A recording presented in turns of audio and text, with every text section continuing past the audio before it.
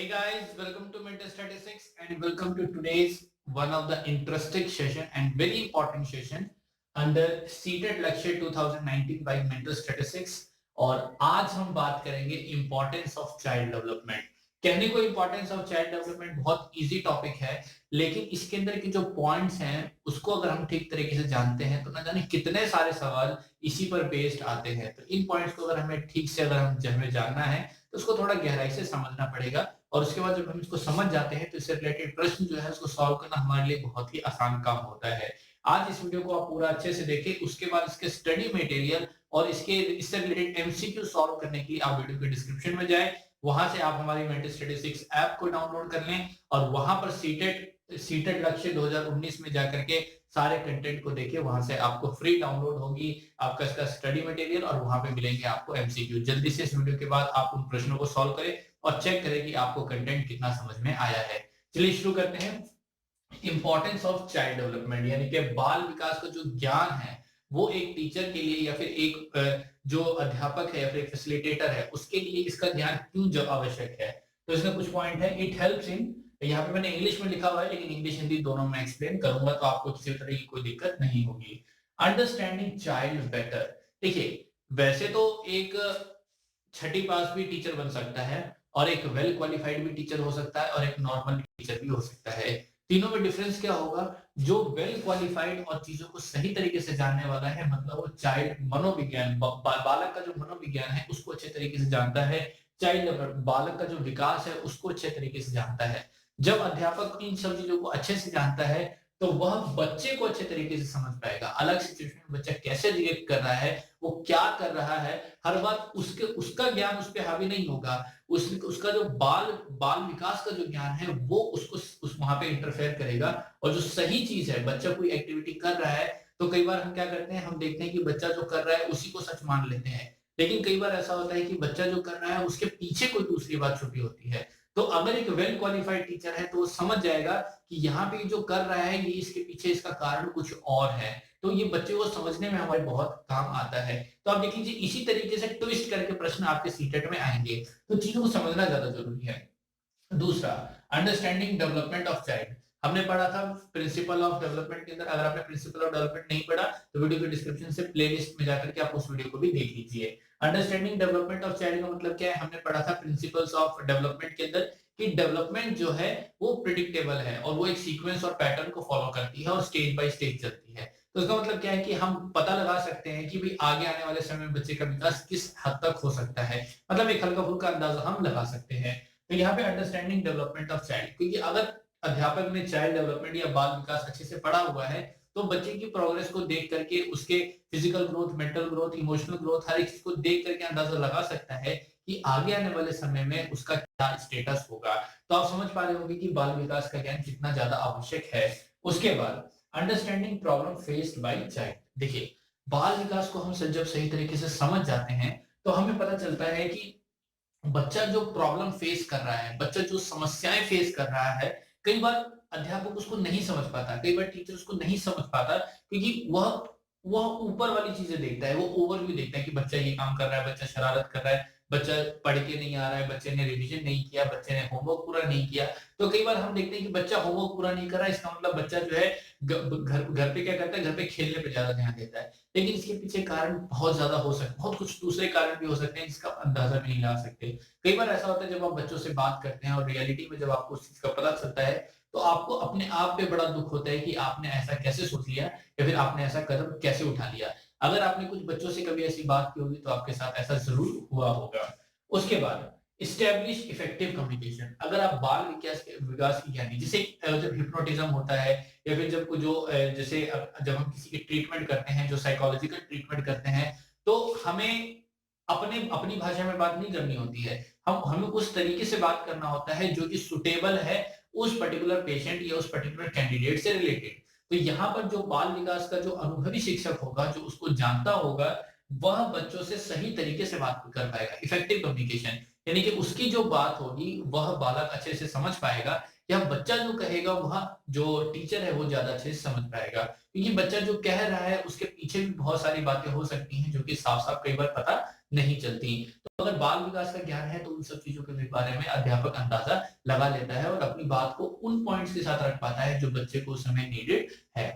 उसके बाद understanding environment of child. जब बच्चे का बाल, क्योंकि जब बच्चा टीचर जो जब बाल विकास पढ़ता है तो बहुत सारी चीजें पढ़ता है। वह यह देखता है कि बालक के वातावरण के बारे में पढ़ता है, heredity, external and internal factors के बारे में हमने पढ़ा कि कैसे ये बच्चों के जो विकास को बच्चों के विकास को प्रभावित करते हैं। अगर आपने इंटरनल और एक्सटर्नल फैक्टर्स ऑफ डेवलपमेंट नहीं देखा है तो वो भी डिस्क्रिप्शन में जाके प्लेलिस्ट को चेक कर ले, वहां पे आपको इसकी वीडियो भी मिलेगी जो रिसेंटली हमने अपलोड करी थी। तो जब अध्यापक को इन सब चीजों के बारे में पता है तो अध्यापक बच्चे की इन्वायरमेंट के बारे में पता लगा लेता है कि बच्चा किस बैकग्राउंड से आ रहा है, बच्चे की फैमिली कैसी है, बच्चे के पेरेंट्स कैसे हैं। कई बार ऐसा होता है कि हम बच्चों को काम देते हैं लेकिन बच्चे काम करके नहीं लाते, तो पता चलता है कि हमें लगता है कि घर में पेरेंट ध्यान नहीं देते या फिर बच्चा घर में खेलते रहता है। लेकिन जब हम गहराई से पता करते हैं तो हमें पता चलता है कि पेरेंट जो है वो अनपढ़ है या फिर इलिटरेट है और बच्चा जो है फर्स्ट जनरेशन लर्नर है, बच्चा जो है पहली बार स्कूल में पढ़ने के लिए आया है। तो जब आपको ये चीज का पता चलता है तो आपको समझ में आता है कि ये कारण है कि बच्चा थोड़ा पीछे या फिर बच्चे की पढ़ाई थोड़ी कमजोर है और बच्चा होमवर्क नहीं करके लाता। अब समझ पा रहे हो कि मैं क्या कहना चाह रहा हूँ। मैं ये कहना चाह रहा हूँ कि किस तरीके से बाल विकास का ज्ञान एक अध्यापक को, एक अच्छे अध्यापक को एक सामान्य अध्यापक से अलग बनाता है। उसके बाद सिलेक्टिंग अप्रोप्रिएट मेथड। जब हम बच्चे के विकास को समझ पा रहे हैं, अलग अलग बच्चों के हम वेराइटीज को समझ पा रहे हैं, अलग अलग तरह के इंडिविजुअल डिफरेंसेस को हम समझ पा रहे हैं। हमने पढ़ा था प्रिंसिपल्स के अंदर प्रिंसिपल ऑफ इंडिविजुअलिटी।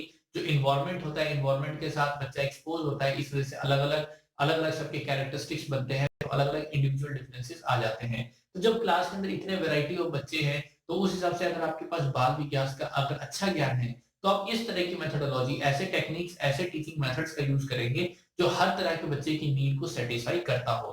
तो उसके बाद नेक्स्ट है टू गिव राइट डायरेक्शन। तो कई बार क्या होता है कि बच्चों को सही दिशा दिखाने की जरूरत होती है, लेकिन कि कौन से बच्चे के लिए कौन सी दिशा सही है वो हर एक बच्चे के लिए अलग अलग हो सकती है।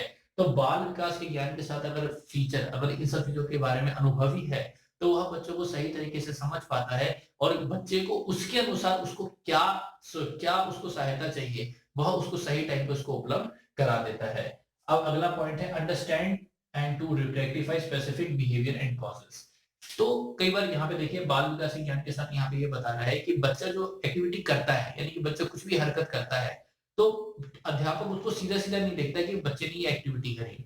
बच्चा वहां पे अध्यापक ये समझ जाता है कि बच्चे ने एक्टिविटी करी तो इसके पीछे का कारण क्या है, and to identify the cause. वो कॉज का पता कर लेता है कि हाँ भाई इस वजह से इसने ऐसा किया। उसने वह दोनों पक्ष, हर तरह के पक्षों को ध्यान में रख करके ये अपने आप में कंक्लूजन बिठाता है कि बच्चे ने ये एक्टिविटी इस वजह से की थी और की होगी नहीं की थी, क्योंकि उसने वो सभी फैक्ट्स को एनालाइज करता है। यहाँ पे वो प्रेडिक्शन नहीं या फिर यहाँ पे वो एस्टिमेशन नहीं, ये यहाँ पे कंक्लूड करता है कि ये इस वजह से हुई। और वह ना केवल इस चीज को कंक्लूड या फिर वह ना केवल इस चीज को आइडेंटिफाई कर पाता है बल्कि उसको रेक्टिफाई भी करता है और उसको ठीक भी करता है। अगर आपके पास बाल विकास का ज्ञान है तो आप सीधा इन सब चीजों को समझ पाते हैं। यहाँ पे एक एनेक्डोटल रिकॉर्ड्स आते हैं। तो जैसे अगर कोई नया बच्चा अगर किसी अध्यापक के पास आता है और उसके पुराने एनेक्डोटल रिकॉर्ड्स को देख, एनेक्डोटल रिकॉर्ड मतलब टीचर की कोई स्पेसिफिक बिहेवियर जो है वो एक नोटबुक में रिकॉर्ड होती है।